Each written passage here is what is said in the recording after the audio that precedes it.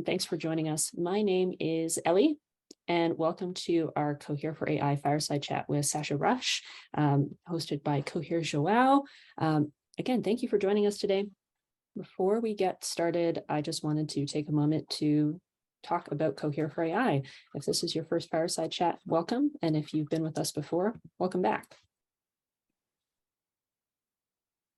So a brief overview of who we are. Cohere for AI is a nonprofit research lab, and we're a community dedicated to contributing fundamental research in machine learning.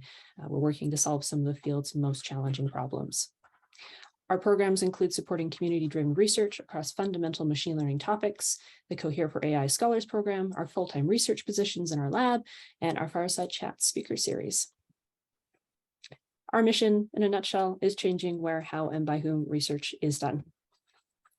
Oh, and not episode 1. We're actually a little bit further into this, but welcome to our latest episode of Fireside Chats. Lots of speaker series focus on research. Ours focuses on people. Fireside Chats bring together leading researchers and rising stars in the field of machine learning to discuss their research journeys. Research is an inherently human endeavor, and this discussion series provides insights from beginning to breakthrough. And I am very pleased today to welcome Sasha Rush. He's associate professor at Cornell University and a researcher at Hugging Face. I'm going to turn it over to João now to do a more full introduction and to get our conversation started. So thank you everyone for joining us today. And João, take it away. So hi folks, so Sasha is, as I said, an associate professor at Cornell and a researcher at Hugging Face. She's research aims to build NLP systems that are safe, fast, and controllable. And he has worked in many fields within NLP, and I guess in machine learning in general, with like machine translation, document summarization, and data to text generation. He has also developed many interesting softwares like the MiniConf, let's say, platform for hosting online conferences, Stringbook as like an alternative to Jupyter notebooks, and prompt source for getting prompts, for instruction fine-tuning of language models.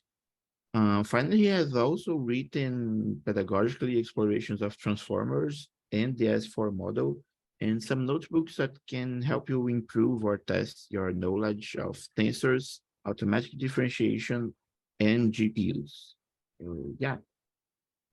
Again, Sasha, thanks for coming. And let's start with a very general question and then move to more specifics. So why don't you tell us more about like your background, how I was growing up, choosing computer science, and eventually NLP. Sure. Thanks so much for having me. So my background is I'm from Philadelphia. Grew up kind of around the city there. Kind of went to a school there. I don't know. Didn't really get into computer science until I would say kind of early in college. I was actually much more interested in kind of writing and the humanities. Both of my parents are writers. My mom is a magazine writer and my dad is a screenwriter. And so I was always interested in kind of language first and foremost. I got interested in computational linguistics because, I always was fascinated by the questions involved in kind of how language works, kind of how syntax works, and the intersection of co-reference and pronouns and all the interesting kind of phenomena in language. When I was in college, I got involved in an NLP research lab and started working on kind of syntax discovery. After college, I went and worked as a software engineer. I basically wrote JavaScript for several years. Before that was kind of the thing everyone did. It was kind of like JavaScript was just kind of coming into vogue as a kind of real interesting programming language. And I just kind of worked on website development sort of things for several years. That was actually pretty transformative for me just because I learned to code by doing code reviews with people, learning how teams work, kind of being part of groups building real software that had to run. But I got a little bit bored. At the time, there really wasn't much AI going on in industry. And so I went back to graduate school kind of because I wanted to work on harder problems. Graduated writing a dissertation basically on syntax for machine translation. And I kind of graduated right into the deep learning revolution. I was always kind of skeptical of deep learning for language, but I graduated right around the time that seek-to-seek models were becoming popular around 2014. I basically spent several years just trying to re-implement the work that others were doing in this area. And it led to kind of some work on summarization and kind of text generation. After that, I started my own lab, and we really just focused on that problem almost exclusively for 3 or 4 years and kind of just worked on seek-to-seek approaches. And yeah, I've kind of been doing that since then.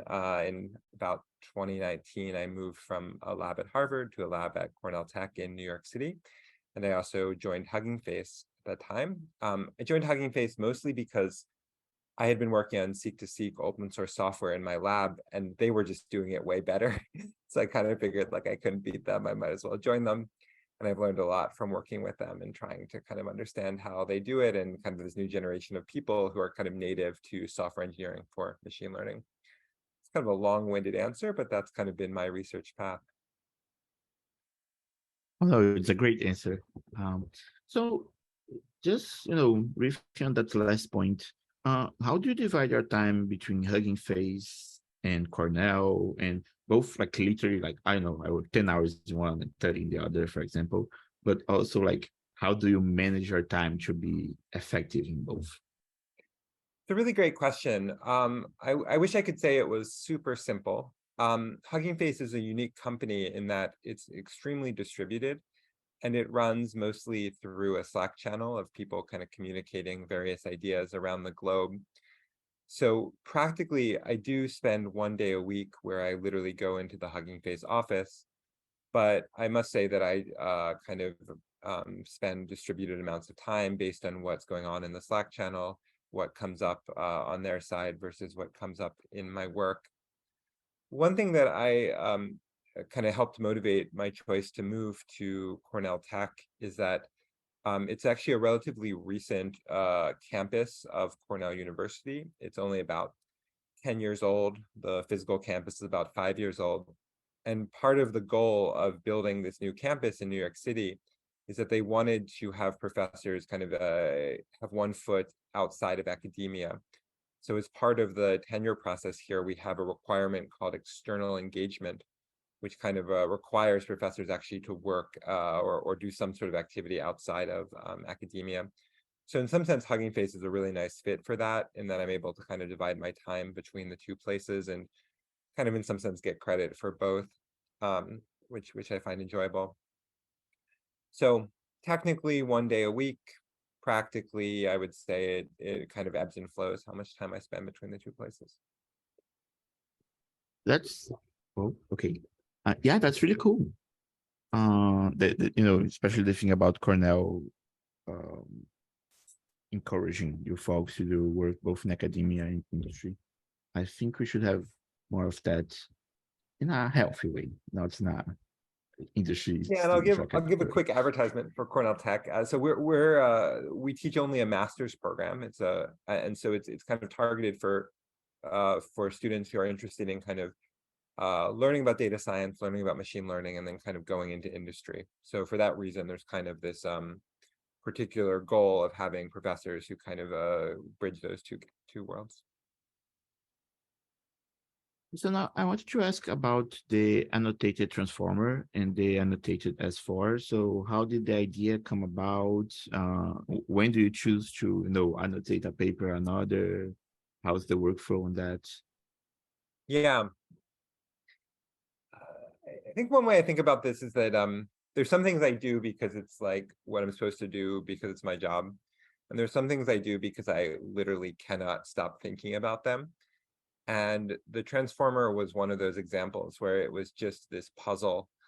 This paper came out, it got such better results on machine translation, and I wanted to understand why. And I spent almost an entire summer just kind of obsessed with this idea of what specifically was happening. And I really wanted to just basically take it apart like it was a watch and kind of put the pieces back together. So in many senses, it was a kind of selfish project in that it was something that I wanted to do on my own. Practically, though, I wanted people to basically understand this model. I think as someone working in machine translation, it was kind of clear right away that there was something special about it. And I think that idea wasn't being communicated quickly enough. So I felt like it was important to try to make that as accessible as possible. Google had kind of released its own code base, but it was an extremely Google kind of code base where I'm sure it worked extremely fine in their ecosystem, but it was basically impossible to run for people outside of Google. Anyway, so that was kind of part of the project. One thing that's actually interesting is the transformer is old enough that it was released kind of pretty right around the time of when PyTorch was becoming popular. So we forget how young PyTorch was, and PyTorch was such a better tool for thinking about problems when it was released. So part of the goal of that blog post was really just to kind of show off what PyTorch could do and kind of the programming aspects of using it. It's really cool that it got used so much. I don't think I was really intending to reach as large of an audience as it reached, but I think that was neat to see in practice. Annotated S4 was kind of a similar idea where I both wanted to explore a paper and I also wanted to explore a programming tool. I wrote the annotated S4 in JAX. I've always thought JAX was an extremely interesting language and really elegant in many ways. And I felt like it was a very good fit for the mathematical complexity of S4. It was a hard project and it took a lot of work to get it running. I think that S4 and SSMs have not had the same impact as transformers yet, although I do hope and am pushing to kind of do work to make them more widely used. I think there's a lot of really amazing applications that we could use S4 for in practice, like speech generation and things like that. One thing I will say, though, is that as S4 is an extremely mathematically complex paper. I had to go back and read a bunch of things just to understand how it works. And I think as machine learning has become more accessible, some of that mathematical complexity actually turns people away. One mistake I think I made in the annotated S4 is I really dove into the mathematical details. I think I'd like to go back and write another version that makes it a little bit more accessible just as a kind of programming tool. I don't think it's critical that say, I don't know, the kind of decompositions that are necessary in the S4 paper in order to appreciate kind of the elegance of how the model works. Yeah. So again, based on what you said, why do you think those SSMs haven't been widely used? And you, as an example of practical use, you said speech recognition or speech generation, right? Do you think they also have, they could be used in place of transformers in NLP, or do you think the advantages would be more in other fields? Yeah, it's a great question. So just to give some context to this, one kind of fascination that I have is the question of why has transformers as an architecture been so effective for NLP and related fields? I have this bet that I made with Jonathan Frankel called Is Attention All You Need? There's a website, isattentionallyouneed.com. And the bet is that within 5 years, will there be another model that's competitive with transformers across NLP tasks? In some sense, I view the bet as a bet of, say, human ingenuity versus mechanical scaling. I think Jonathan feels the other way. He feels like there's a lot of human ingenuity in scaling. And then if we figure out ways to scale transformers, that would be exciting all in itself. Practically, the way I've been kind of engaging with this problem is that we have been looking in my lab at using SSM models as a replacement for transformer models. I've been working on a paper that uses SSMs to replace transformers in BERT, and I think the results so far have actually been pretty good. There are similar experiments going on out of a lab at Stanford. You can find it at Hazy Research on GitHub, and they've been doing lots of work as well to try to use SSMs for language modeling. This all being said, I've been pretty impressed by how well places like OpenAI have been able to scale transformers.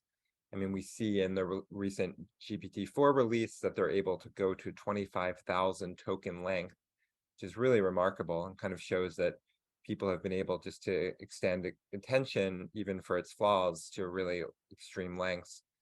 So while I'm extremely interested from a research side on different architectures, part of me also kind of feels just like maybe this is good enough, and we'll see lots of really amazing work just in making transformers bigger.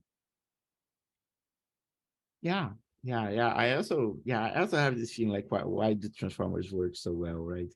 And why, in some sense, you haven't found a replacement even for attention as much as people have looked for. So as I like, excitement about different architectures and different things, and you mentioned that as your annotated S4 was done in JAX. So I would like to ask you about, I think one of my first contacts with you was in the DEX GitHub, and I know that you wrote like Parallax, which was a JAX framework in some sense, library. So yeah, what do you like about these different approaches to doing deep learning? And do you think like Python is the way to go for the rest of our existence, or we'll eventually move to some different languages with, I don't know, some property that you think is better for doing deep learning research? Yeah, it's a really good question. Tell you a little bit about why this problem fascinates me. As I mentioned before, when I graduated from college, I worked in industry for several years and kind of did software engineering sort of work. When I went to graduate school, NLP really hadn't gone to a point where our models were even vectorized at all. So my dissertation was written kind of in C++, pretty low level, because speed really mattered and the models were actually pretty sparse. So in order to kind of make things work, you really had to do it at a kind of low level. And that was true in industry as well. I interned at Google as a graduate student, and all my work there was done in C++, kind of manually handling protocol buffers and things like that in order to kind of serialize large ML models. So it wasn't until I kind of graduated from my PhD that the field really moved to this vectorized format. And my first several papers were written in LuaTorch, which was the kind of preceding library to PyTorch.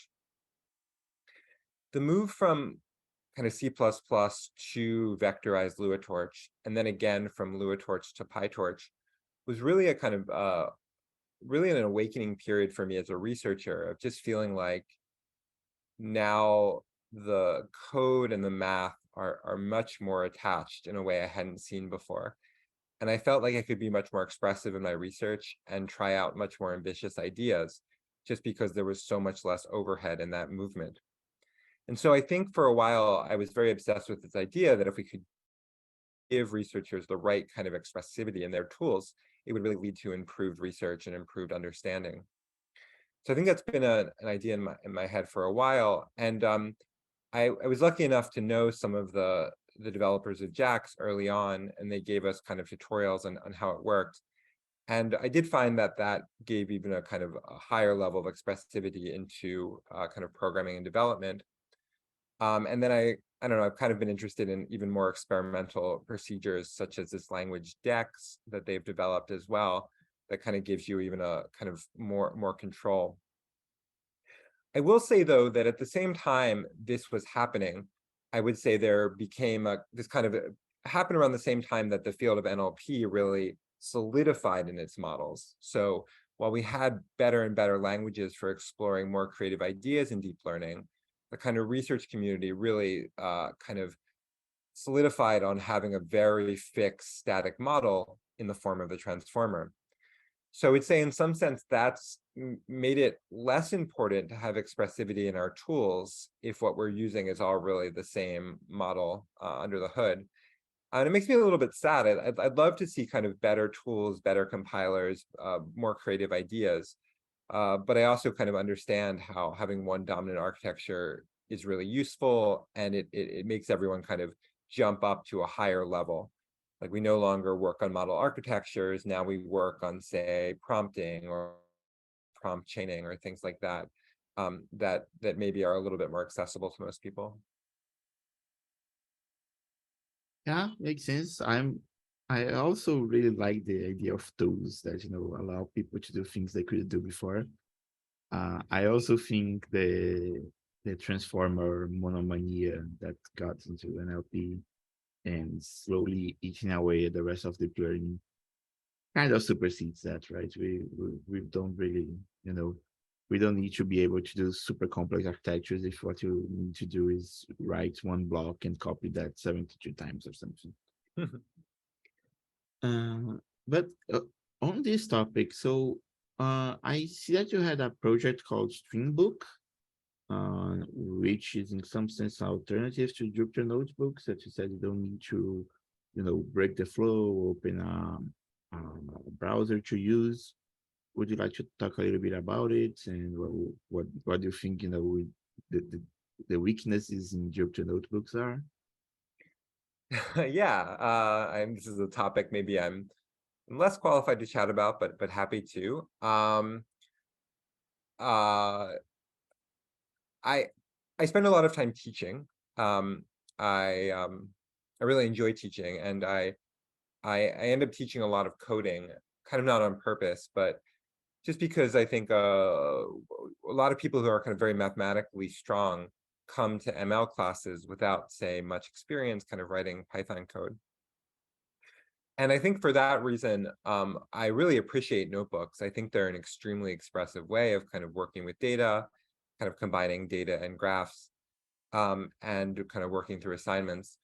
But I do find that there's an extreme kind of jumping off point when moving from notebooks to really serious actual code, say checked into GitHub repos and tested and kind of style checked and all these things. And so in some sense, I think it's actually maybe a dead end that people learn to code in notebooks. So I've always been interested in ways that we can make this process a little bit smoother. Stringbook is kind of based on some notebooks I had seen from more functional programming languages that really try to just have you edit in your standard environment and kind of just have a display that shows what you're doing and kind of show graphics in line.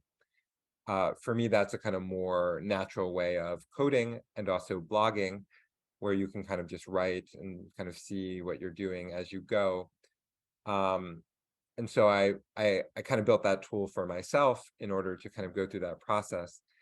I think Python has some downsides as a language, in that there's a lot of reasons notebooks make sense for Python. The main one being that it's actually hard to know what the real state of a Python program is, and it's hard to do caching, things like that. That would be easier to do in a language like Julia or a language like OCaml.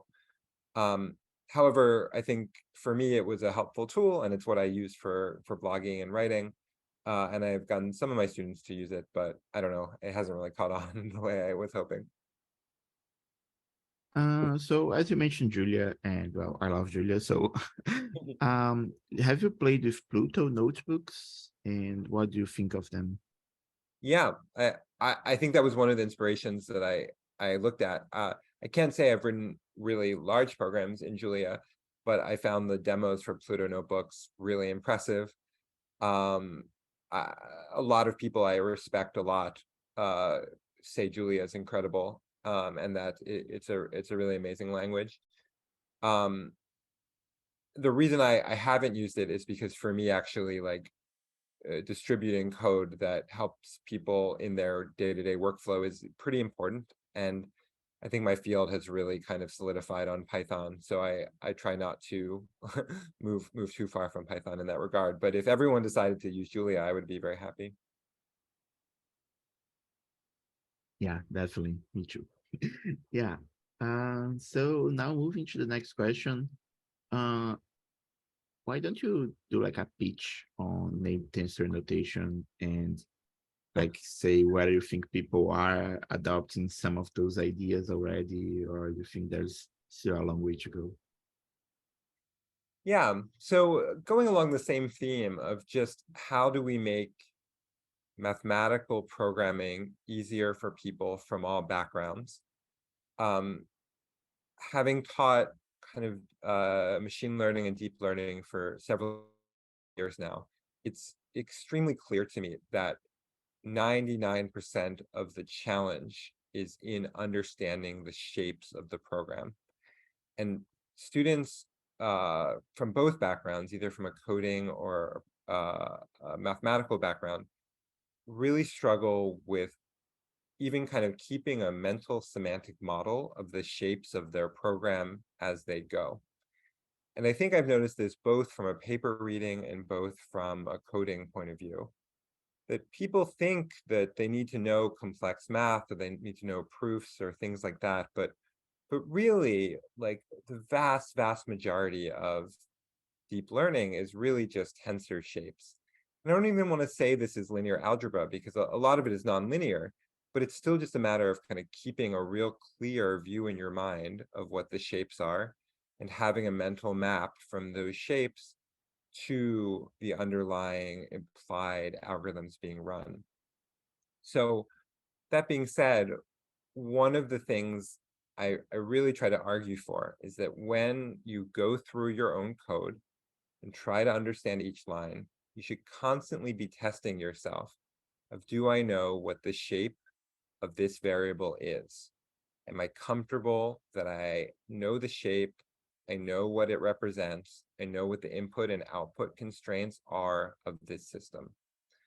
And I think there are many ways to do that. I think some people put comments in. Some people have developed really nice tools like type systems or kind of documentation on their functions that describe the shapes. I think these are all really nice steps in the right direction. One thing that I've been pushing for is to literally just have names of the shapes for each of the different axes that actually are stored and follow along with the tensors as you use it.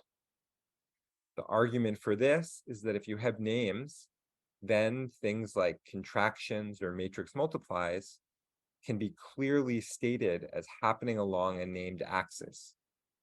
So the example I like to use is that when you have a transformer and you apply a tension, you're applying contractions along semantic dimensions that correspond to known things in NLP.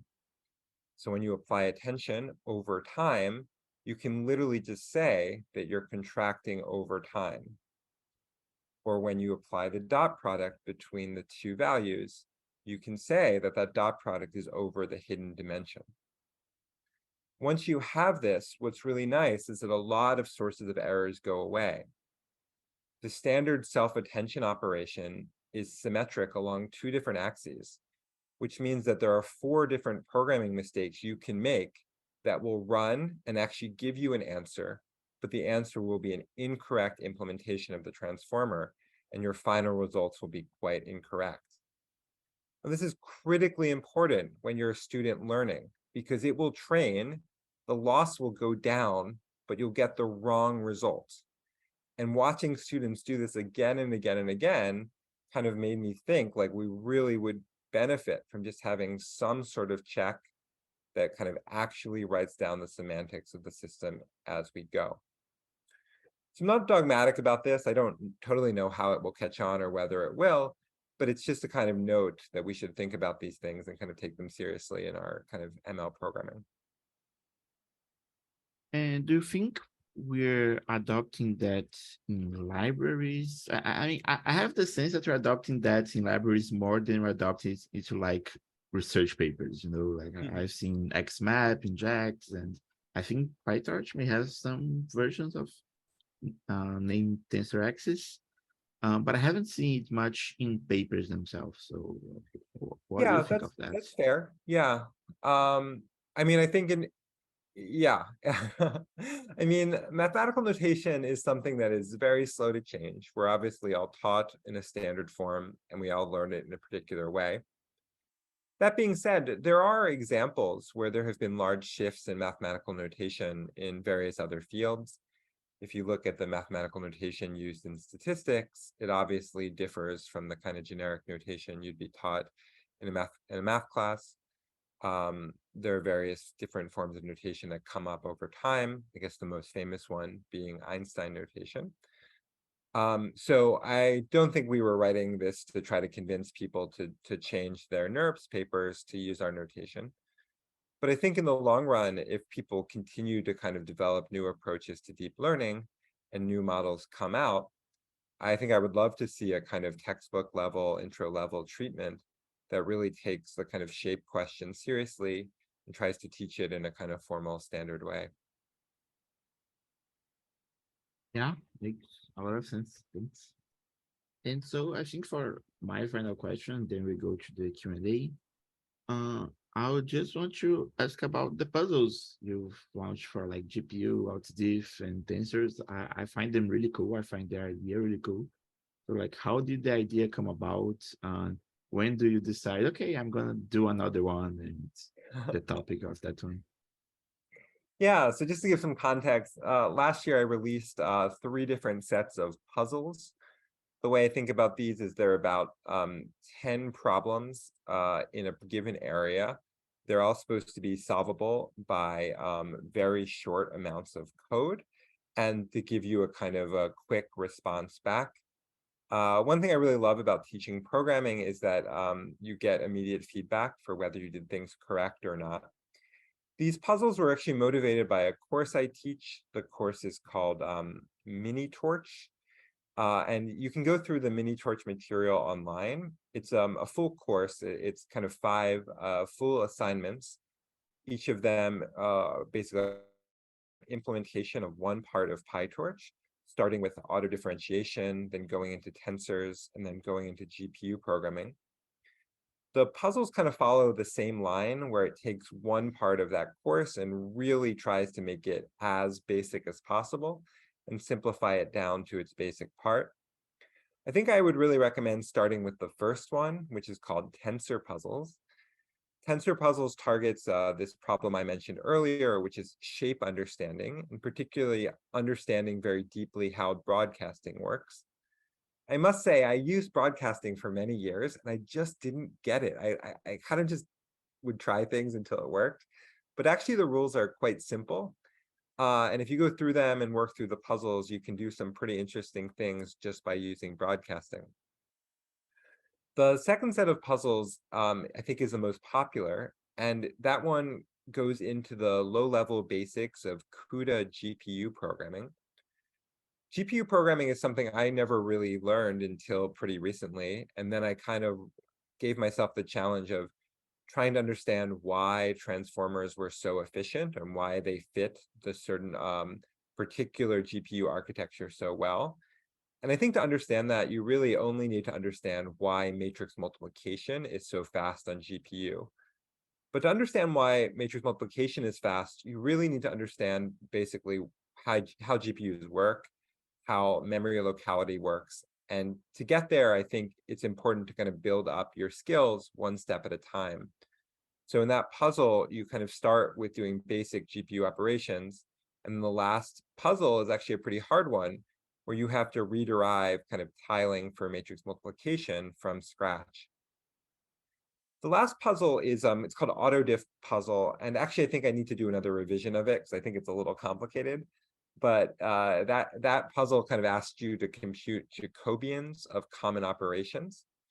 So for instance, I think it's pretty common in deep learning parlance to kind of take pretty complex functions and then talk about kind of computing their derivatives. But some of the functions actually are pretty non-trivial, and I found that I had trouble reasoning about what, say, the derivative of sort was, or kind of these non-standard and non-mathematical functions. And so that puzzle kind of asks you to go through and do it manually. Again, it's all just kind of one line of code per answer, but coming to that one line is pretty challenging. And then finally, I have another one that I worked on last year. It's not really a puzzle, but it has a similar flavor, where there was this very nice paper published called RASP, where they developed basically a programming language that simulates transformer operations.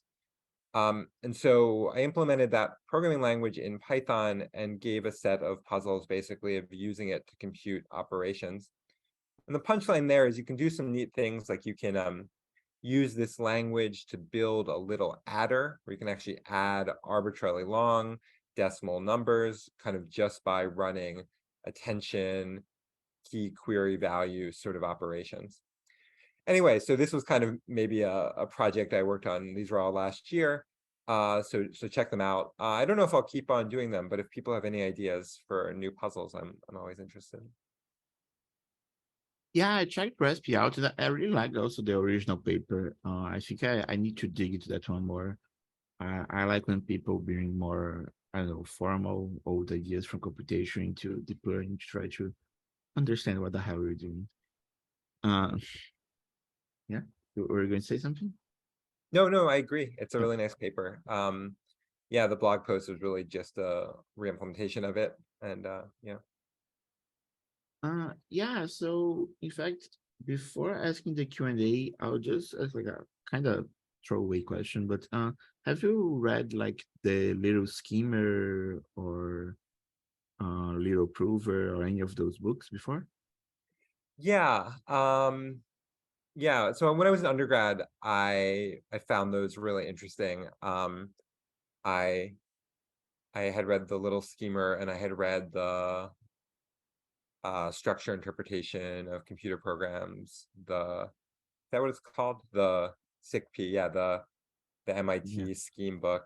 Um, yeah, I always found that stuff really interesting. And then I don't know, I was programming in Haskell, and all those kind of like starter drugs that lead you down this path. Um, yeah, I think it's neat to see that stuff kind of be expressed in modern deep learning. And I think as systems become more and more parallel, it's going to be more and more important to have, say, clean declarative abstractions that we utilize. Yeah, no, I was more thinking of like how, the Little Schemer is part of a whole series of book by Dan Friedman, and they all have that Socratic dialogue format. And I don't know, when I thought about the puzzles, I also thought about, that same format, Oh, remind me a interesting. little. Yeah. Yeah. He has just released one on deep learning, also using Scheme, of course. In fact, I think it's deep learning, maybe machine learning in general, No, I which is think you're like the right. I little think it is learner. the learning one. Yeah, I haven't had a chance to read it yet, but I do find that kind of format. I wasn't kind of parroting it explicitly, but I do find that to be a useful format. Yeah. Okay, so now let's go for the Q&A from, our audience. Um, okay, I'll start with a more general one. So, how do you recommend a student from programming background to learn the math side of machine learning? Schools mostly stop at teaching basic calculus generically instead of focusing on how to apply these concepts in ML. Yeah, it's a great question.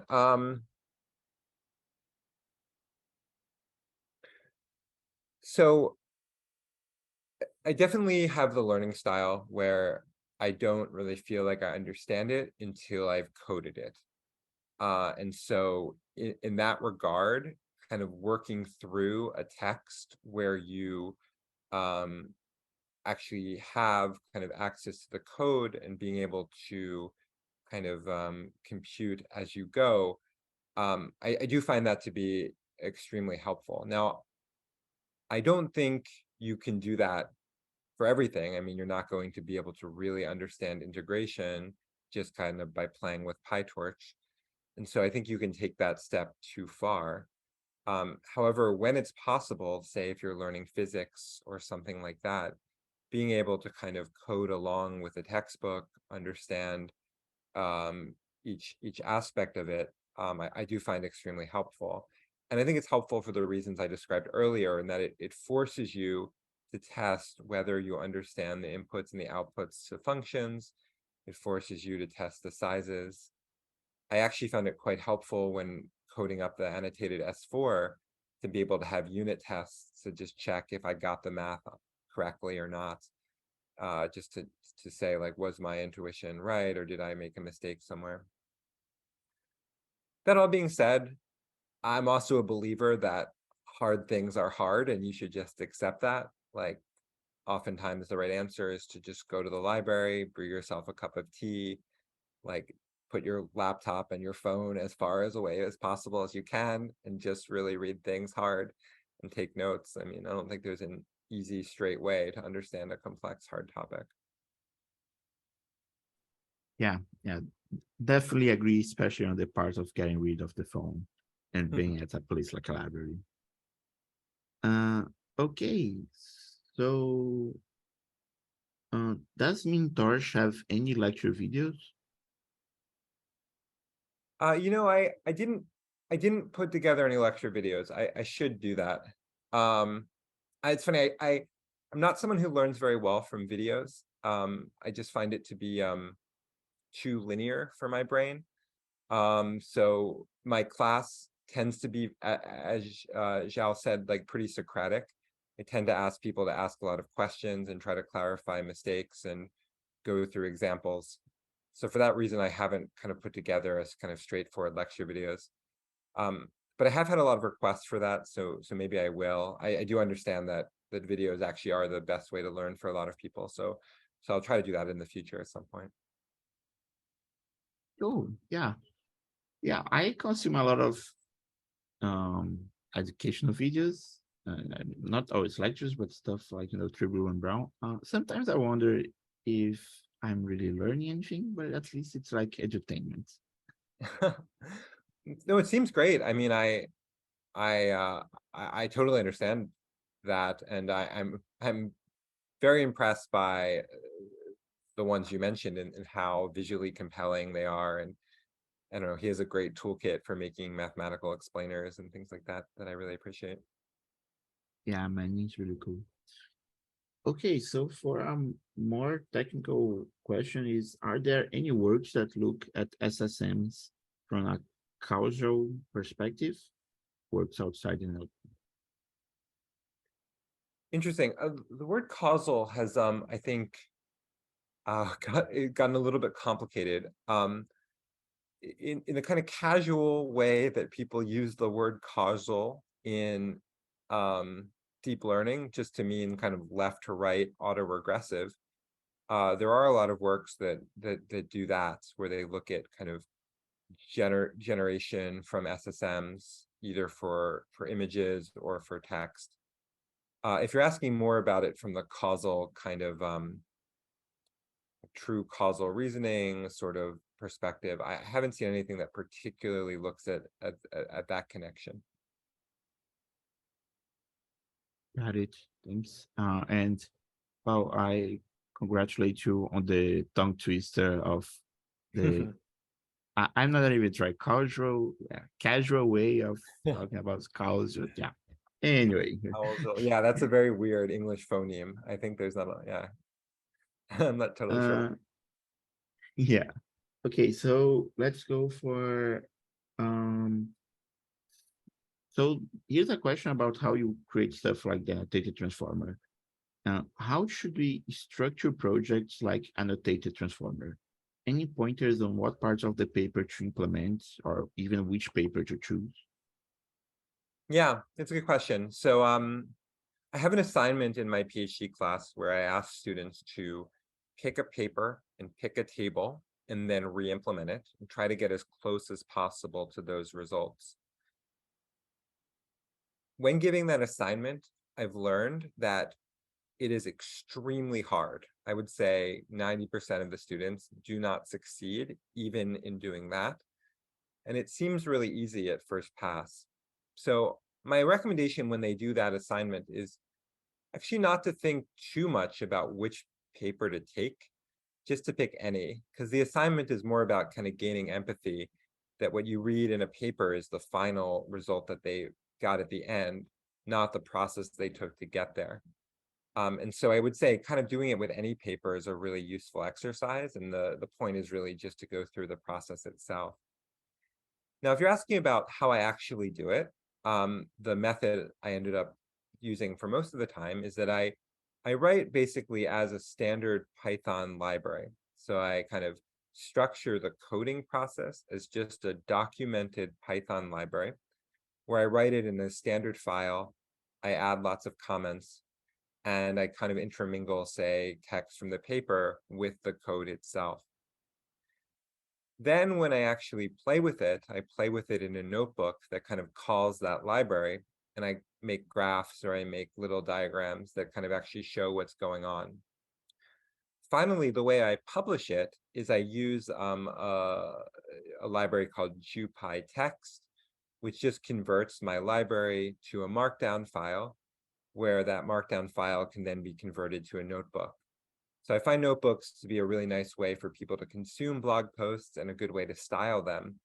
But I mostly just kind of write it as a regular library and then kind of release it in that form for people to use.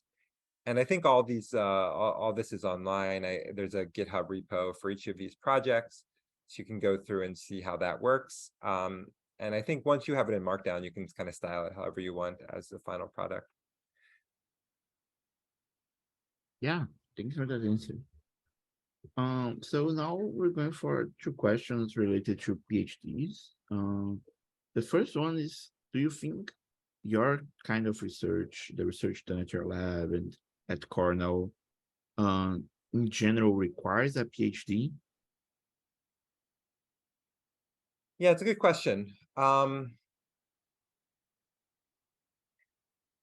So I really think PhD is a pretty unique and amazing process. You spend a large period of time becoming super expert in one topic. I think that's a really unique experience and something that you come out of as a different and changed person. It's really hard. And I think what makes it hard is that you often have projects that can take, say, 6 months or a year of time. There are a lot of points in that process where you're really stuck and you have no idea where to go next. There are a lot of skills that you need to develop that are peripheral to the main skill of being an awesome researcher. You have to do writing, you have to do reading, you have to kind of interact with the broader community. So in that regard, I think getting a PhD is a really interesting and worthwhile experience. Now, that being said, I work part-time at Hugging Face. A lot of the folks there do not have a PhD, and they're doing amazing research. So I don't think there's some bottleneck that you need to have a PhD to do research. It's a little different in that things move a lot quicker there.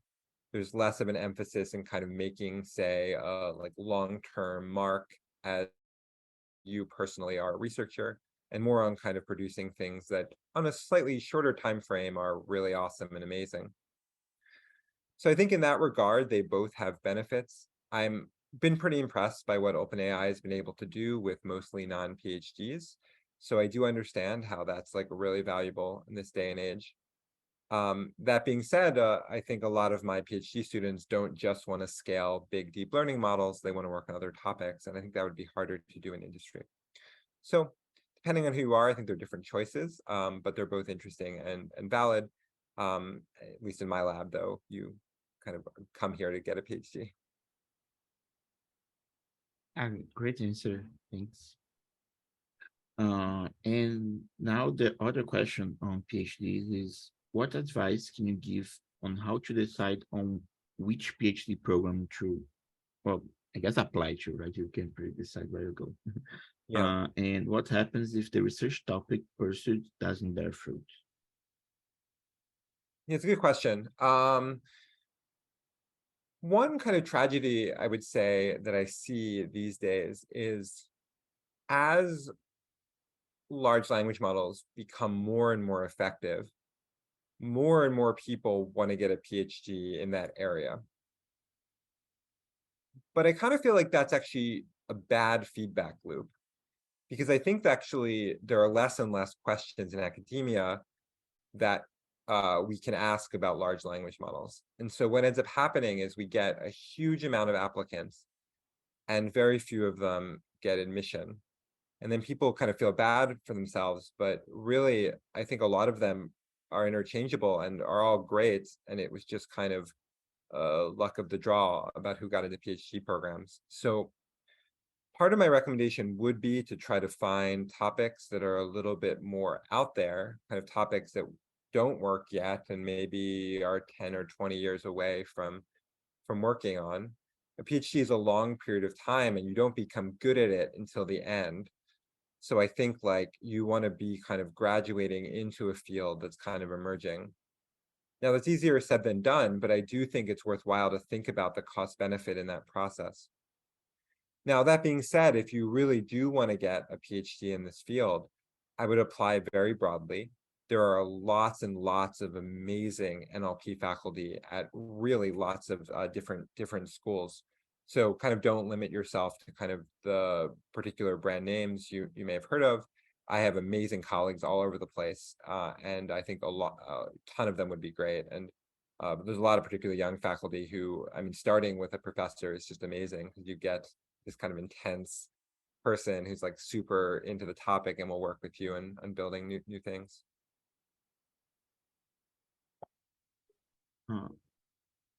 You're back. Okay, you're back. My light went Yeah. out. Yeah, again, another very great answer. But we now have another question related to PhDs, or almost like how to avoid them. For those who want to be an awesome researcher but don't want to go back to school and want the freedom to be a researcher, what would you recommend? Just do the PhD, or like what other options does the person have? Yeah, it's a good question. Yeah, no, I totally understand how a lot of people, PhD is a really long process. They might not have, I don't know, 5 to 7 years of their life to go to school and just focus on that. There are amazing resources now, way better than there used to be to learn about these topics in the public. So you can keep up on papers. There are all sorts of groups like this one, or all sorts of open groups to see talks or to talk with others about it. I've had a bunch of actually former master's students who really liked research and kind of set up their own reading groups where they went over papers together themselves. Maybe one advice I'll give is if you're trying to homebrew a PhD, the thing I often think that people don't get is they don't get the kind of feedback and workshopping that you'd get in a research lab or a graduate seminar. They read a lot of papers that are very popular, they understand them, and then they feel good that they understood those papers. But that's not really what the kind of research process is about.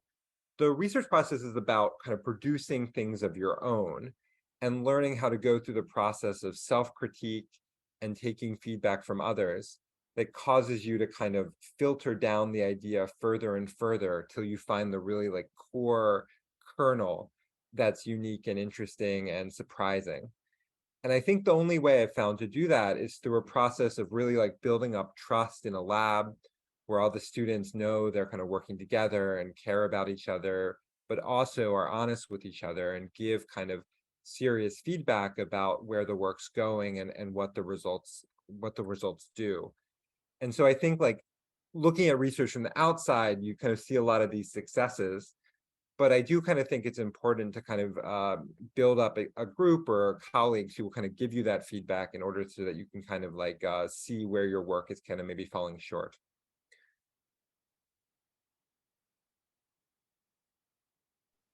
Awesome. Again, pretty insightful. Yeah, I'm also in a time when I'm thinking about where to go to a PhD, and that was definitely interesting. So now I believe we did last two questions, which are quite broad, but maybe high level. So can you share your thoughts on probabilistic programming? Yeah, it's a good question. So first off, caveat that I'm not an expert in this area. I'm more a consumer. But I've had a chance to go to several iterations of the conference ProbProg, that's like the probabilistic programming conference. And I've had a chance to meet a lot of the experts in the field. And I'm a big fan. I mean, I think it's a really, really interesting area. I enjoy using these systems. I feel the same way about probabilistic programming as I feel about PyTorch, in that it kind of changed the way I think about problems. I find it very helpful to think about problems through the kind of forward generative process, so kind of be able to write down declaratively the generative specification I would like, and then to think separately about the inference process for how to actually kind of extract the answer I'm looking for. So I found that to be a really interesting area. I've used Pyro a bunch, and I've gotten a chance to look at some of the other probabilistic programming languages that are utilized. A lot of the work I do uses discrete latent variable models. So I think that's a particularly rich area kind of for probabilistic programming and for kind of integration of kind of combinatorial search within systems. That being said, the kind of dominance of pre-training, the kind of dominance of large language models really has made the topic of kind of latent variable probabilistic models and NLP kind of less central to the field. And I thought for many years that things like VAEs would be kind of a core tool in how we would build large-scale NLP systems. And I've had to kind of reevaluate that a little bit just from the empirical evidence. And so so I would say I'm less bullish on that than I used to be. Tools like diffusion kind of do have really interesting structure to them. And I haven't really seen exactly how diffusion will integrate with generative models, but I know a lot of people are working heavily on that area, and I'd like to see where that goes. Yeah, also interested in that, and maybe keeping some beauty left in the field. And so I guess now for the final, very general and high-level question, where do you see AI in the coming years? What's the future of the field in your mind? Yeah. So I've been working in AI NLP, I would say, for about, I don't know, 10 years now. And man, the first 5 years, it was really like, this is really interesting, but really far off. And it would be really cool if we could get translation kind of working so that people could use machine translation in real life. And that used to be what drove me, that got me really excited about what I was working on.